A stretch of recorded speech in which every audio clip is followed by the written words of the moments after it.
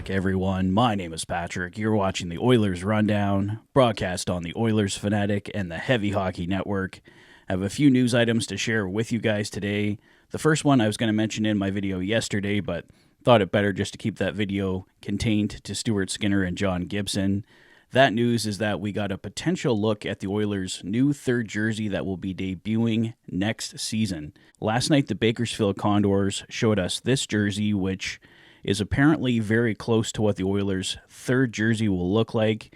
Not sure on the color scheme and everything like that, but we are anticipating that instead of BAK, it says EDM in the middle. We know there isn't going to be an oil drop. This information coming from Tom Gazzola on Edmonton Sports Talk when he was talking about the third jersey a few weeks back.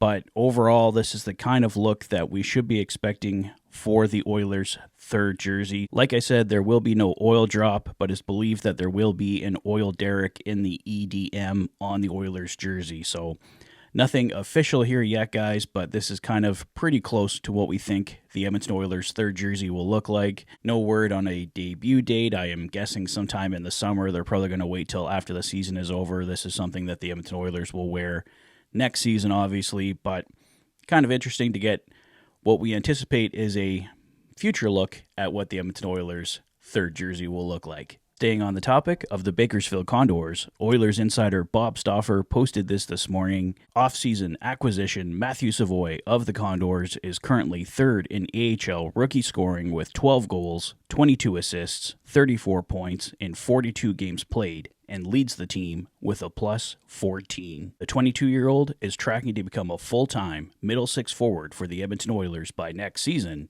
or sooner. Does this kind of hint at a possible call-up for Matthew Savoie?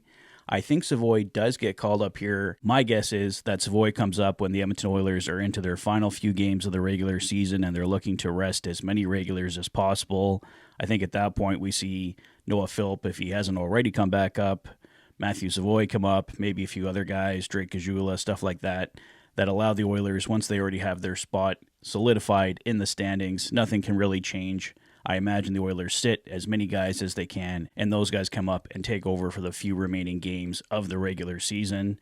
Who knows, depending on how that goes, maybe Matthew Savoie gets some time in the Stanley Cup playoffs as well, but I think that's as much as we'll see of Matthew Savoie in the regular season this year, but as Bob notes here, I imagine he will be a full-timer for the Edmonton Oilers next season. On Saturday Headlines last night, Elliot Friedman pointed out that several Canadian teams have expressed interest in Chicago Blackhawks forward Ryan Donato, and he believes the Edmonton Oilers are one of those teams. Ryan Donato is a pending UFA, currently making $2 million. The Chicago Blackhawks do have one more retention spot available to use, so the Oilers could possibly get Donato at a $1 million price tag. In 53 games played this season, Donato has 19 goals, 18 assists for 37 points, and is a -3 on a not very good Chicago Blackhawks team, so I can definitely see why the Oilers are interested in Ryan Donato. He looked good when the Oilers and Hawks played the other day, so this would definitely be a pickup that I would be in favor of.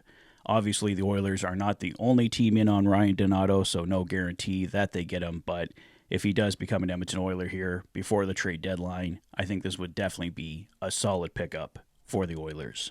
And lastly for today, guys, former Edmonton Oiler Jesse Puljujarvi is on waivers today for mutual contract termination with the Pittsburgh Penguins. I don't think anything's connecting him back to the Edmonton Oilers at this point. Best bet is that he's headed back to Finland, but just thought I'd mention it on the off chance something does pop up here, but I am sure Jesse Puljujarvi's time with the Edmonton Oilers is done. So, like I said, that's all I have for now, guys. Let me know your thoughts on the potential new third jersey for the Edmonton Oilers next season. What do you think about Ryan Donato potentially joining the Edmonton Oilers at the trade deadline? Do you think Jesse Puljujarvi's time in the NHL is done?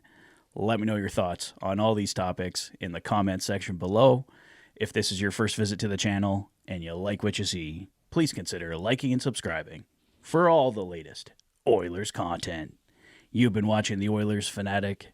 Thanks for being a fan.